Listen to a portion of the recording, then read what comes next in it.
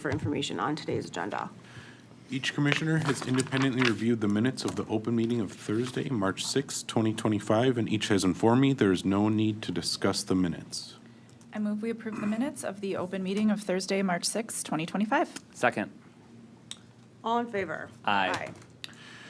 Each commissioner has independently reviewed the agenda, and each has informed me there is no need to discuss the notices associated with agenda items 2 through 10, the suggested minute associated with agenda item 12, agreeing to dismiss the complaint by joint execution of a consent agreement between the Commission and Northwest Communications Incorporated, accepting the proposed consent agreement as drafted, which requires Northwest Communications to pay a $2,750 forfeiture to the Commission and a surcharge of $275 to Diggers Hotline within 45 days of the Commission's order approving the consent agreement. And if the payment is late, Northwest Communications shall pay interest on the unpaid balance. In addition, Northwest Communications shall attend the educational course under WISSTAT Section 182.0175, Sub 3, Sub BR 4, and pay all fees associated therewith. Or the suggested minute associated with agenda item 13, declining to issue a declaratory ruling as to whether or not the proposed acquisition of Elite requires approval under the Holding Company Act, and whether or not Elite and its holding company system will retain an exemption under the Act following the acquisition, and approving the proposed merger under all relevant provisions of WISSTAT Section 196.795, subject to all conditions outlined in staff's memorandum. I move we approve the notices of investigation associated with agenda items 2 through 6. Second. All in favor? Aye. I move we approve the notices of proceeding associated with agenda items 7 through 10. Second. All in favor? Aye. In docket 9300 PLI 130, I move we agree to dismiss the complaint by joint execution of a consent agreement between the Commission and the respondent and accept the proposed consent agreement as drafted. Second. All in favor? Aye.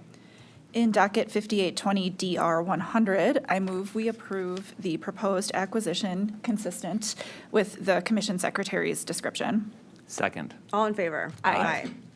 Thank you. That brings us to our only discussion item for the day, which is agenda item 11, docket 4220 EI 113, the request of Cooley Cap Inc. for a waiver of Wisconsin Administrative Code Section PSC 113.0803 sub 1 regarding individual electric meters.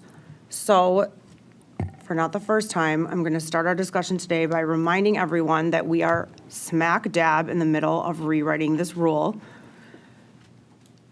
That is a process that we have undertaken, and a lot of the issues that have been raised in this and other recent meter waiver requests are being addressed in the rewrite.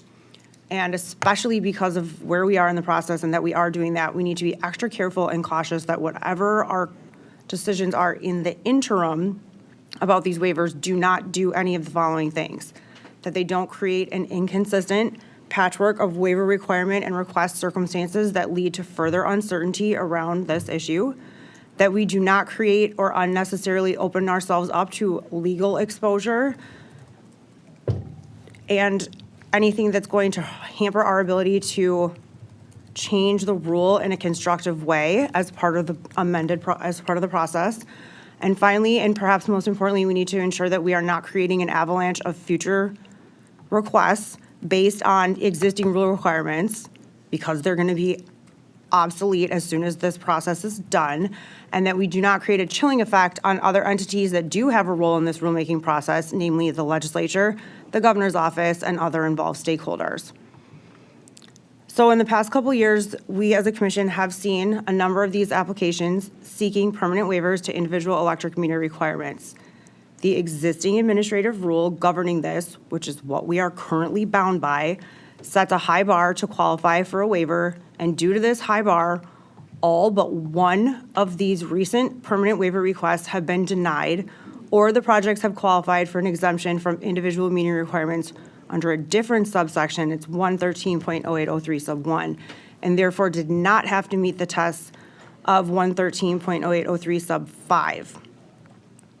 To recap, 113.0803 sub 5 requires that in order to receive a waiver, an applicant must show that the electrical equipment under tenant control is substantially more efficient than required by applicable codes, and that overall electric usage under tenant control is minimal.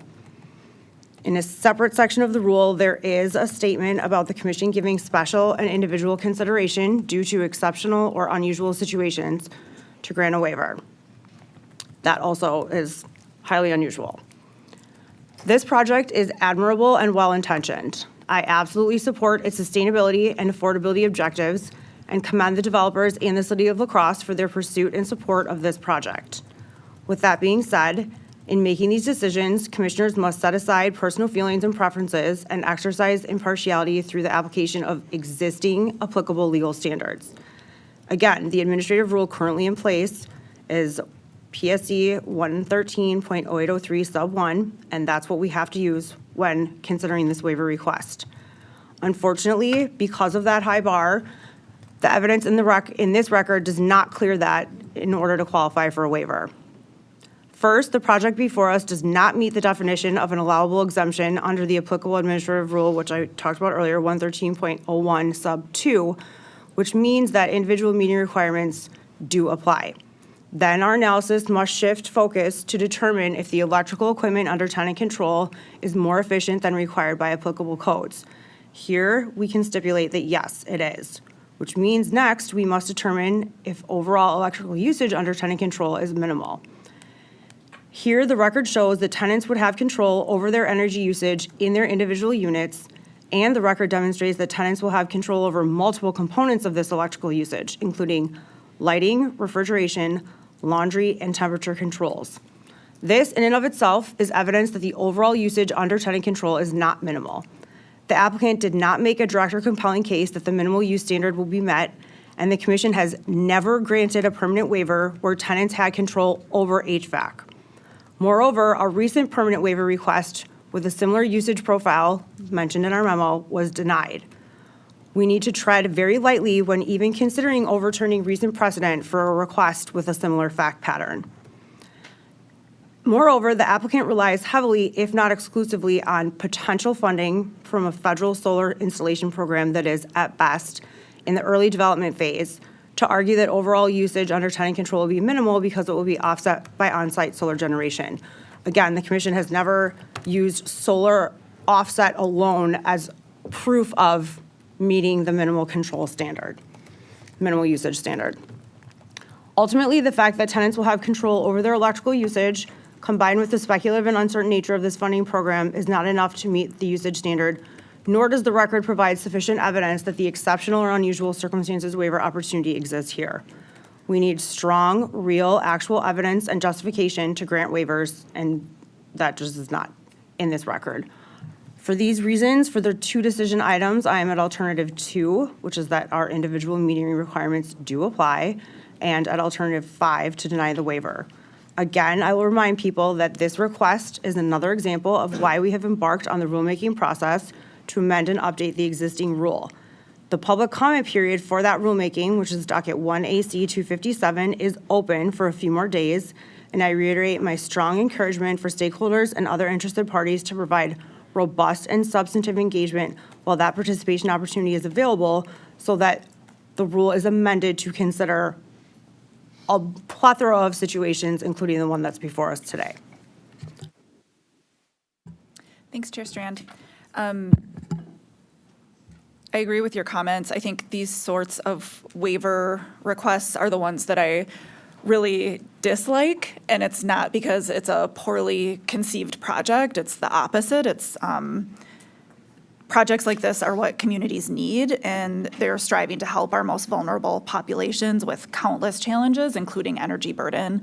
And I think that point is made clear by all the community and public support this application garnered and many passionate comments that we received, which I appreciated.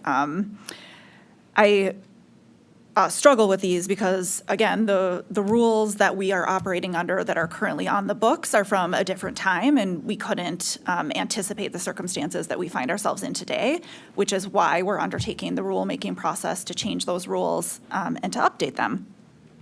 But that process is ongoing, to the point that Chair Strand made. And we simply can't operate like it's already a done deal to some of the discussion in the record. We have to follow that process and work with what's currently on the books. So unfortunately, I do feel like our hands are tied here, and the path in the current rule leads us to a denial. Under the commission alternatives, the applicability of individual metering, that would be Alt 2. And then under the final alternatives, we would be, I would be similarly at Alt 5 for waiver. I would encourage Cooley Cap as an organization to continue to work with our staff on each of these pathways. I think I won't go through each of them. Chair Strand already walked through each of the pathways, what qualifies a property as, say, a transient property, what qualifies as an exemption under 1130803 sub 5. There are various pathways here that do fit the rules as they are currently written and in place, and that is something that is available. But with that, I'm at Alts 2 and 5. Thanks. Thank you. Commissioner Hawkins. Thanks, Chair Strand, and thank you both for the conversation and the additional context on where we are today. And I am in a different place. I believe that this project does clearly meet the rules as they are written today under the Code 1130803-5. I'm in a similar place on the first decision that the individual metering requirements do certainly apply. And I'm also in the same place as Chair Strand that the equipment under control is above code because there is no code for the appliances, and they are in the Energy Star appliances. And then you get to the other component of sub 5, which is minimal usage under control. And I think this project very clearly demonstrated that there is minimal usage under tenant control. The way that the HVAC system is set up is a centralized VRF system where you actually don't control what your system is. You just are set in a certain range of temperatures, like our offices are upstairs, and you control what amount of coolant flows to your unit. You are not in control of your own HVAC system and its electrical use. You are literally modifying the amount of cold liquid flowing to your unit, not the electricity that is being used. Similarly, the heating also applies to the current rules. It's gas heating. Electric heating is disallowed by the rules as they're written today, so that is not a problem here.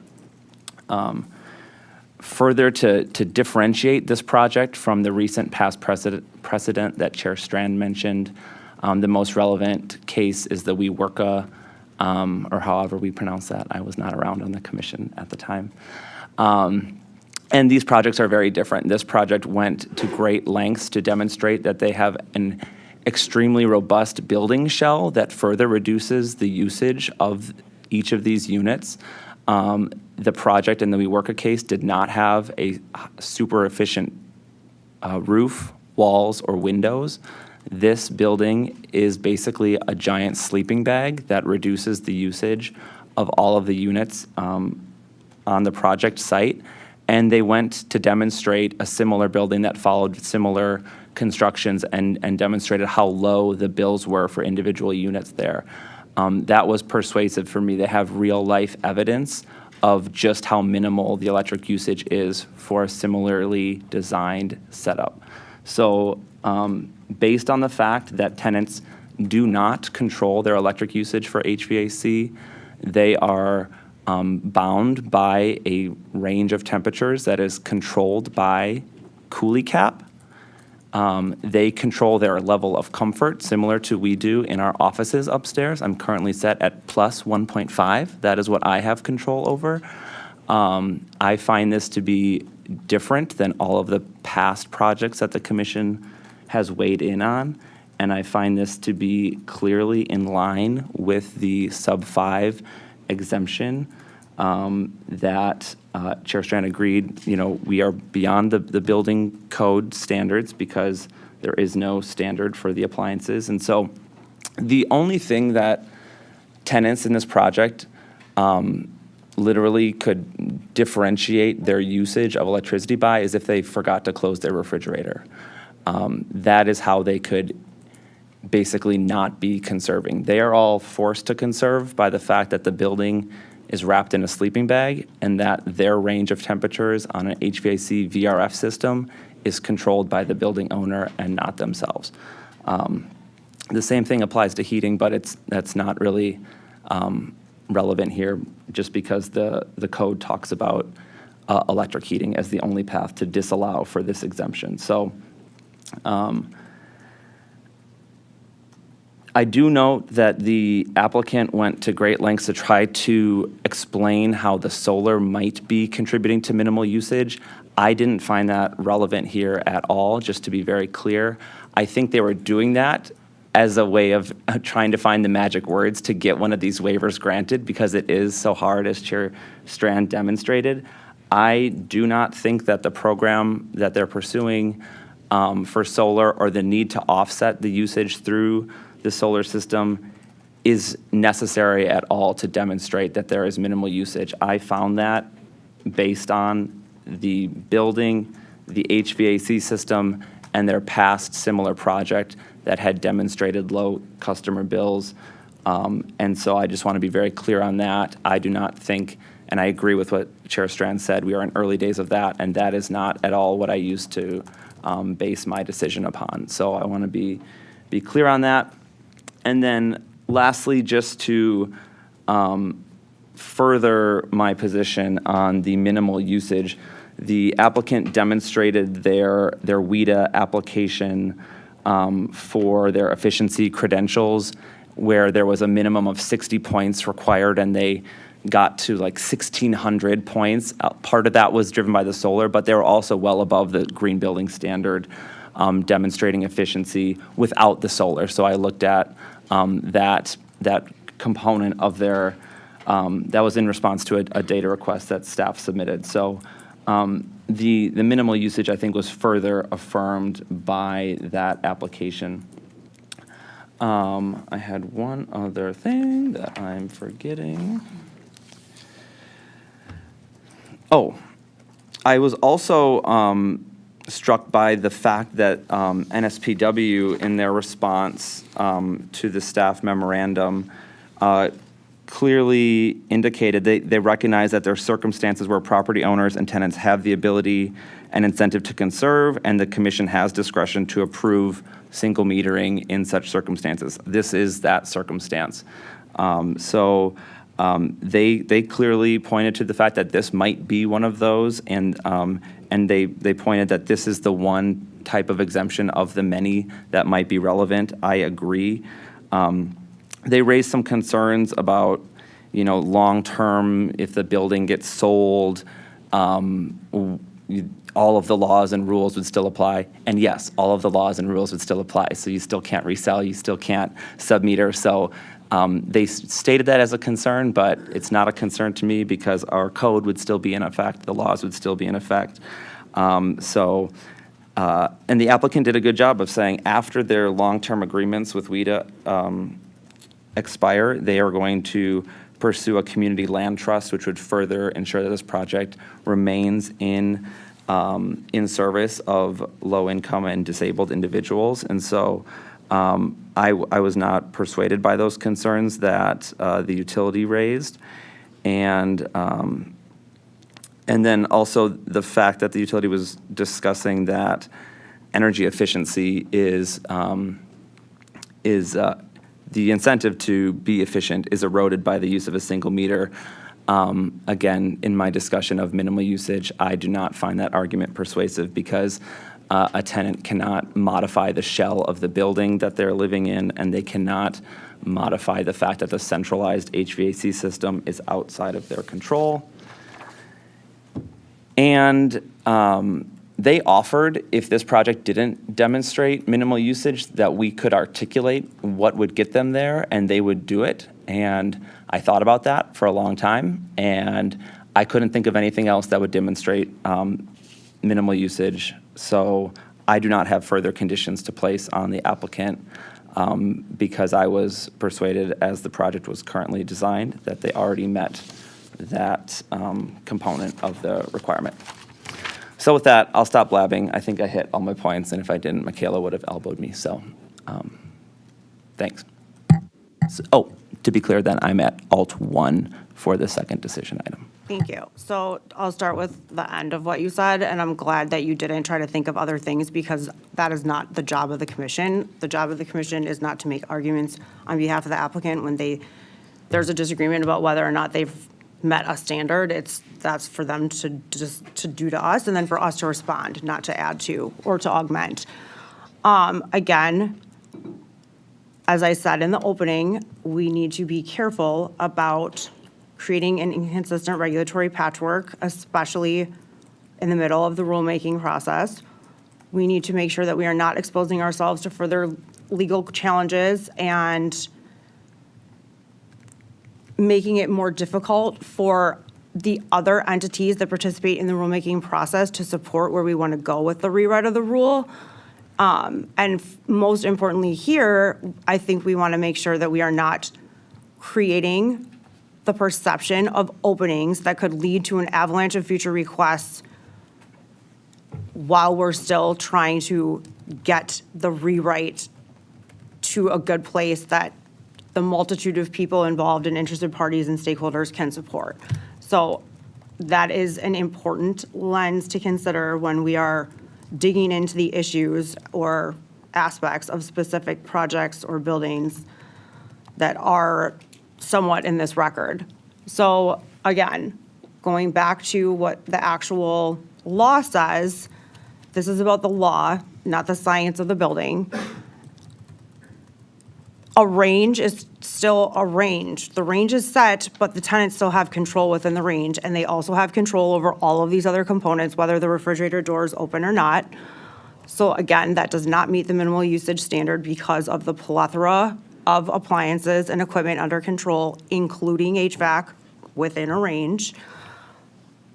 We also, I'm not aware of this other similar building with low energy bills being granted a permanent waiver from individual metering, so I don't know exactly what that does or doesn't do for our decision in this case.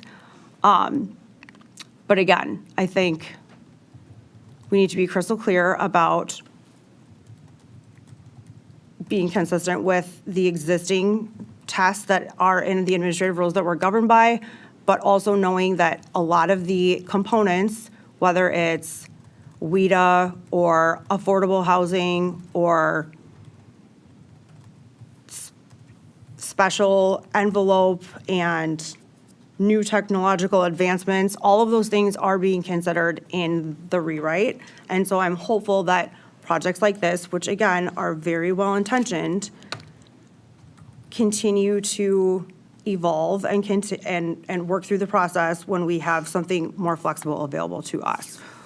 It's too important to get the rewrite of the rule right than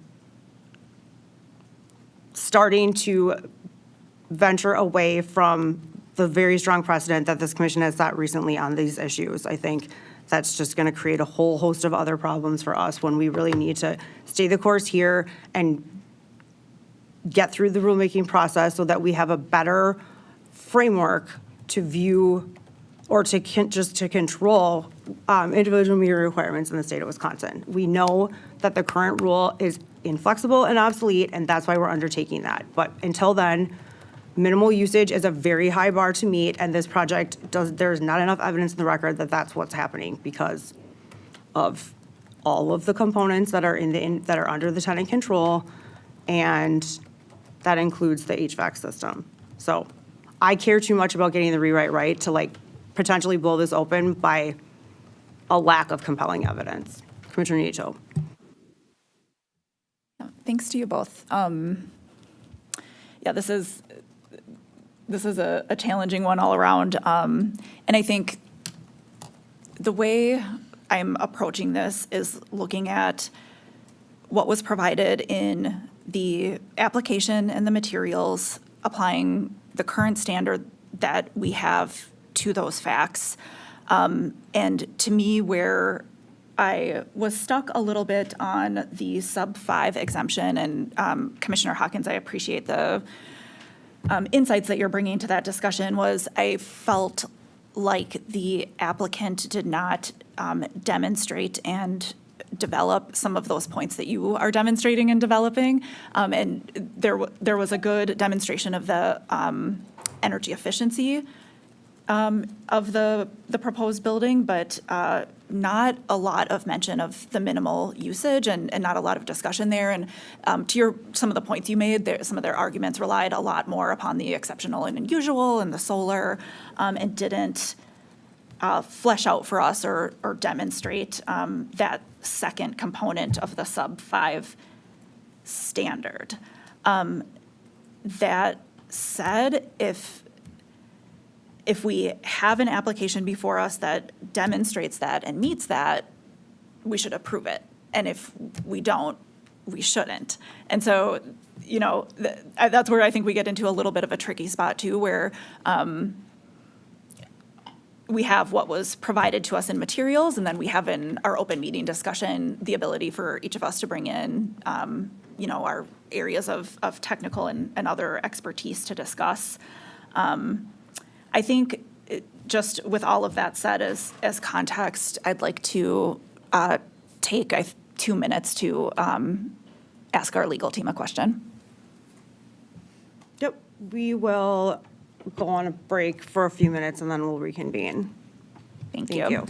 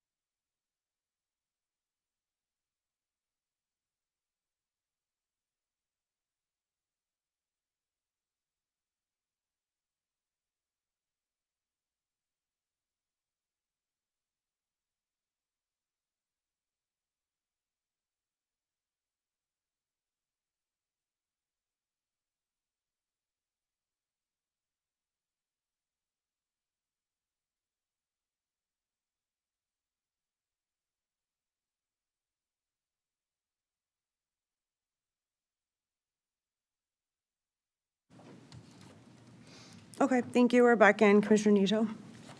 Thank you. Thanks for that opportunity to confer. I'm still at where I was at the outset in terms of the alternatives. I would deny this waiver. Again, encouraging Cooley Cap to, work with staff. I think they've heard our discussion here today about that a request for a waiver needs to meet the letter of the rule as it currently exists in the books, and the applicant does have the burden to demonstrate how it does that. They didn't do that demonstrating for me. I think, in the future, if they have a modified version of this project, the same project, a different project that meets what the existing letter of the requirements are, and they can demonstrate that, that is the way to go. And it sounds like they would, should be able to do that based on what the specs of the project are. So I'm going to stick at alts 2 and 5. Thank you. Thank you. Commissioner Hawkins? Yeah, I'm going to stick out my two alternatives that I mentioned earlier. I agree that they didn't do as robust a job as they could have in demonstrating the minimal usage. And again, I think that is because we're going through hoops of our past precedent to try to figure out what the magic words were to get one of these waivers, and that likely led them astray, unfortunately, in your take of what was demonstrated. So I agree it could have been demonstrated better. The evidence that they did provide related to their other buildings, and Chair Sten, they were not waivers that we've granted. They were in municipal territories. There are other projects that they submitted evidence of the actual usage, were other projects that they've done this same approach and demonstrated minimal usage were in other projects that they've used the same setup in. And so that was the extent of the evidence they offered. And that was sufficient for me, showing that the individual unit bills were single-digit dollars per tenant. So that was that along with what the technology was that was being used and the building shell was sufficient to demonstrate minimal usage. And I fully support we shouldn't blow open the rulemaking process. I don't think finding this meeting the waiver standard does that. I believe we're already in the avalanche of requests on meter waivers and don't have a fear of setting off any further influx of them. And then I also just note that there is no definition of what minimal usage is, and we saw the applicant asking for guidance on that. I can't provide that. I just know that it says in the rule as it's written today, for reasonable cause shown, we're allowed to grant these waivers, and I was fully prepared to do so. Thank you for the good discussion, and those are all excellent points as to why the current rule is not great and is being rewritten. So with that, I think we're ready for a motion. Thank you. All right, in docket 4220 EI 113, I move we deny the request of Cooley Cap for a waiver of WIS-Admin Code section, or chapter PSC 113. I'll second it. Second. All in favor? Aye. Those opposed? Me. Okay, do you have everything you need? I have everything I need. Great. That means that we are ready for a motion for adjournment. Well, actually, our official business is concluded. Our next meeting is scheduled for Thursday, March 20th, 2025 at 10:30 a.m. And looking for a motion to adjourn, please. I move we stand adjourned until Thursday, March 20, 2025 at 10:30 a.m. Second. All in favor? Aye. Aye, thank you.